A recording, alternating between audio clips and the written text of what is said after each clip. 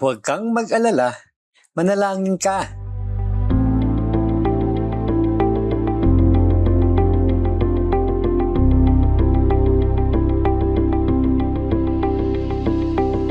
Kamusta po kayo? Pastor Arnold po. Noong bata pa ako, kapag may kailangan ako, lumalapit lang ako sa lolo ko. Minsan, sobrang mahal pa nga ng kailangan ko. Pero hindi kailanman sumagi sa isip ko kung saan siya kukuha ng pera. Hindi ko problema yon. Trabaho ng lolo ko ang maghanap ng paraan. Trabaho ko bilang apo ay humingi lamang. Ganito rin sa ating relasyon sa Diyos. Hindi mo trabaho na alamin kung paano ibibigay ng Diyos ang kailangan mo. Trabaho mo ang lumapit sa Kanya at humingi. Kapag mas pinili nating mag-alala kaysa manalangin, para nating sinasabing wala tayong Ama sa langit na nagmamalasakit sa atin. Kaya nga ang worry ay parang practical atheism. Namumuhay na parang walang Diyos o parang hindi siya mapagkakatiwalaan. Malinaw ang sinasabi sa Bible. Gusto ng Diyos na dalhin natin sa Kanya ang lahat ng ating pangangailangan.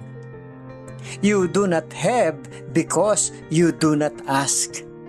James chapter 4 verse 2. Kaya worry less and ask more.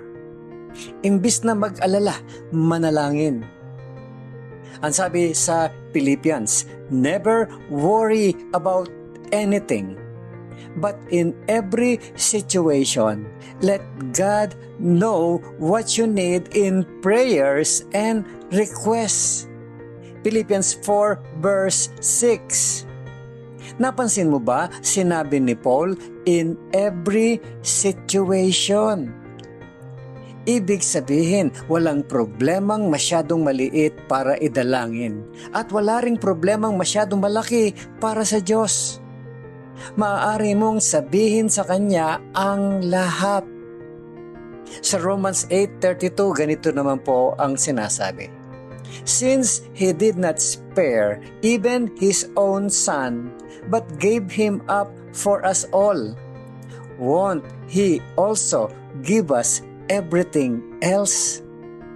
Romans 8:32 ng New Living Translation. Inayos na ng Diyos ang pinakamalaki mong problema, ang kasalanan mo. Kaya lahat ng iba pang problema mo, mas maliit na lang kumpara doon.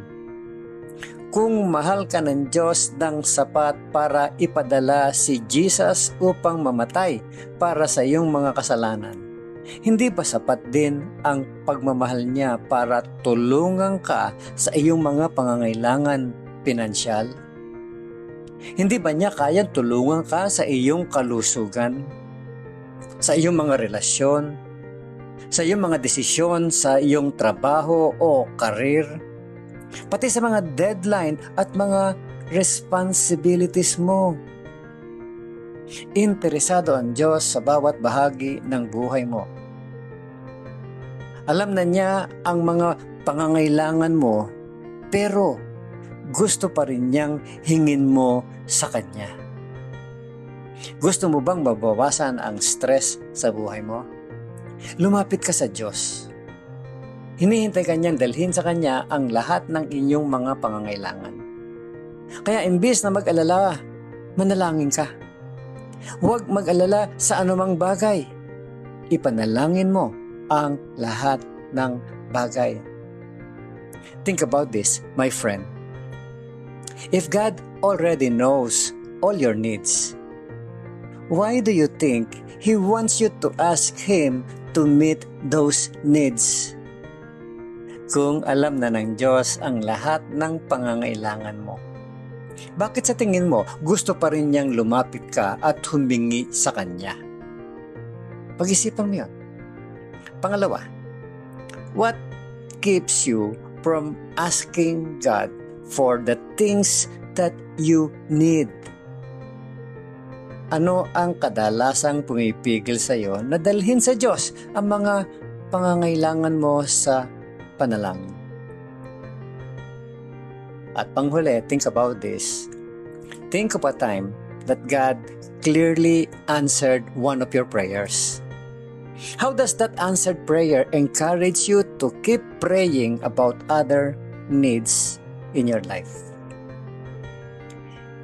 May pagkakataon ba na malinaw mong nakita ang pagsagot ng Diyos sa isa sa iyong mga panalangin?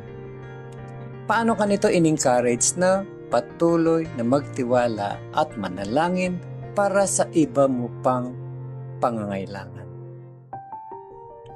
Muli po, ito si Pastor Arnold Adriano. At ang encouragement na ito ay hatid sa inyo ng Malabon Community Church. Have a great day, my friend. At sa araw na ito, piliin nating magtiwala sa Diyos na may hawak ng lahat.